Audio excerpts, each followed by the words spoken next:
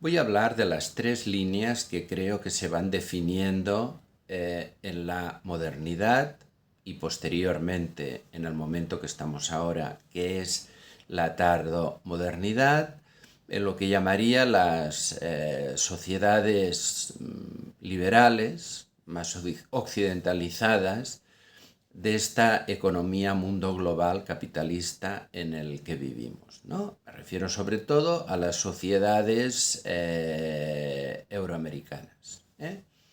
Es decir, a Europa con todas las distancias, diferencias que pueden haber de la misma Europa, y América, con todas las diferencias que puedan haber en Estados Unidos o en América Latina. Pero yo creo que todo forma parte de una misma tendencia, que es de la que voy a hablar ahora, que se configuran dentro del imaginario social, y entiendo por imaginario social pues lo que está de sustrato, lo que está en la base, pues de teorías, de propuestas, de actitudes, o sea, algo que justamente porque es moderno, y la modernidad es la liquidación progresiva de las sociedades tradicionales, de las comunidades cohesionadas, jerárquicas, en torno a unos ritos, a unas creencias, a una estructura. Y justamente los imaginarios sociales son muy claros en las sociedades tradicionales, ¿eh? Evidentemente, si hablamos de la India tradicional, de China, si hablamos de la Edad Media, incluso de Roma, de Grecia, de poblaciones indígenas, que todo formaría parte de pequeñas o grandes sociedades tradicionales, hay un imaginario social claro, ¿eh? En cambio, lo característica de la modernidad es que justamente este imaginario social sólido y claro no existe. No existe, ¿por qué? Bueno, porque la modernidad aparece contra, digamos, la tradición. Y esto es lo que caracterizará, digamos, a estas sociedades de las que hablo, euroamericanas. Si hablamos de otras civilizaciones, que también es un concepto moderno, como por ejemplo lo que está ocurriendo en China, lo que está ocurriendo en Japón, lo que ocurre en la India, que forman parte de la economía mundo capitalista globalizada, incluso previsiones, digamos, dentro de 50 años de que la China y la India, digamos, estarán en los dos primeros puestos como potencias económicas. Pero bueno, yo no me refiero tanto a que sean o no sean potencias económicas, y tampoco sé lo que pasará en estos países a nivel de imaginario social dentro de 50 años, sino lo que veo que está ocurriendo ahora, ¿no? Que creo que en estos países la modernidad se vive de manera diferente, por lo tanto, de momento no la incluyo en lo que estoy planteando, aunque evidentemente están muy influenciadas por la modernidad, aunque quizás la relación con la tradición es diferente. Lo mismo, digamos, en los países árabes, en los países sudafricanos, ¿no?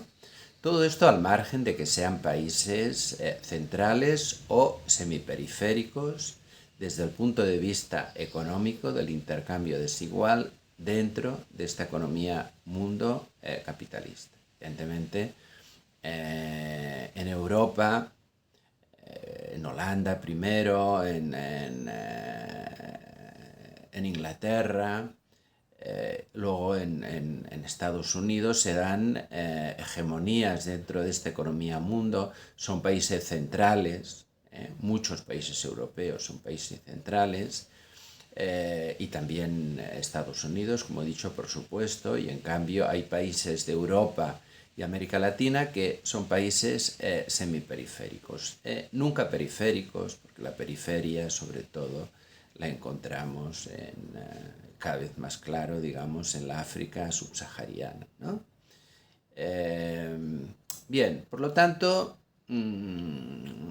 todo esto es muy, muy complejo, y simplemente lo que quiero hablar es que en estas sociedades liberales euroamericanas, y ya digo que con la globalización lo va afectando todo y quizás al final lo afecte todo, veo que se dibujan como tres líneas en el imaginario social desde el punto de vista de lo que, voy a utilizar un término de Foucault, podemos llamar la subjetivación. ¿Cómo se configuran los sujetos? Y pensemos que una de las características de la modernidad es precisamente esta importancia del sujeto, de la subjetivación. Por lo tanto, hablar de subjetivación, digamos, en estas sociedades, incluso hoy, que no forman parte de este mundo, digamos, neoliberal, por lo menos a nivel económico euroamericano,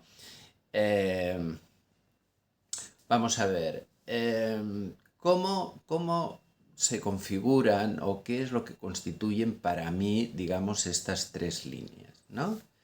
De subjetivación, como digo, que evidentemente la subjetivación no se inicia con la modernidad, si entendemos sobre todo el ser humano como un sujeto con capacidad reflexiva respecto a sí mismo, a su lugar en el mundo, a sus relaciones con los otros. Y creo que se configuran tres líneas. Por una parte, podríamos llamar una línea que madura en el neoliberalismo. Lo que hoy se llama el neoliberalismo es algo que ya se apunta desde el principio en el individualismo de la sociedad capitalista, en esta gran transformación que poco a poco va considerando que todos son mercancías, un individualismo muy relacionado con lo que es ser productor, ser cliente y cada vez más ser deudor. O sea, esta línea que acabará, que concluirá en el neoliberalismo, entendiendo la propia vida como una empresa, como algo que se tiene que gestionar como una empresa. Esto es una línea que está presente y que, como digo, madura hoy en el neoliberalismo. Luego hay otra línea que sería, lo que a mí me interesa, que sería una línea emancipatoria desde el punto de vista ético, desde el punto de vista político. Línea que también se manifiesta de diferentes maneras. Yo creo que una de las primeras manifestaciones sería quizás Locke en un sentido, en lo que tiene, digamos, de precedente de la Ilustración, que por ejemplo tendrá su versión más clara en Kant, en el texto que es la Ilustración. Luego también tenemos, yo creo, a Spinoza, me parece importante, en este planteamiento emancipatorio, y luego en el siglo XIX más lo que sería el intento de, por lo menos un intento, porque habrá otro que derivará en totalitarismo, que será la tercera línea de Marx, de Mill y de diferentes epígonos que van, digamos, en esta línea, ¿no? Y luego también, evidentemente, también esta línea emancipatoria, lo que serían las escuelas, digamos, también como posmarxistas, ¿no? Que aparecerán, por ejemplo, Castoriadis, como por ejemplo Foucault, como por ejemplo, yo qué sé, la misma Simone Weil, o sea, pero aquí hay una línea emancipatoria que a mí es la que me interesa y creo que es la que hay que mantener y la que hay que potenciar. Pero luego también viene la línea del totalitarismo. Lo analizó bien Claude Lefort en el siglo XX. Cuando se liquida la comunidad, empieza una época de incerteza, de incertidumbre, que sería la que tendría relación si se asuma con formulaciones democráticas y esta línea emancipatoria, y finalmente buscar una nueva certeza en estos nuevos inventos modernos que son el totalitarismo o incluso el fundamentalismo. Pensemos que el fundamentalismo islámico, judío, cristiano también es un invento de la modernidad, y el totalitarismo, que tendría sus formulaciones más claras en lo que sería el fascismo y lo que sería el estalinismo, ¿no?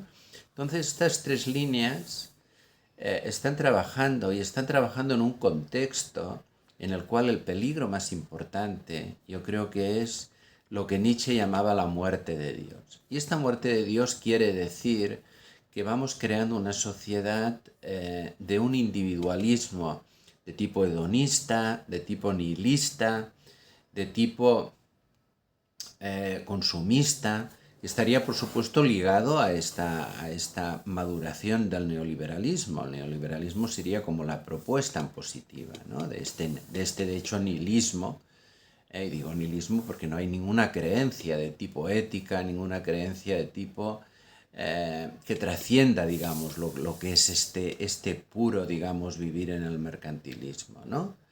Y luego, claro, el totalitarismo también como una falsa salida hacia adelante frente a este nihilismo y frente a este narcisismo, ¿no? Y consumismo. Por lo tanto, aunque el panorama es muy terrible, muy desesperanzador, hemos de intentar recuperar lo que hay de emancipador a nivel político y a nivel ético en esta misma modernidad que nos ha tocado vivir.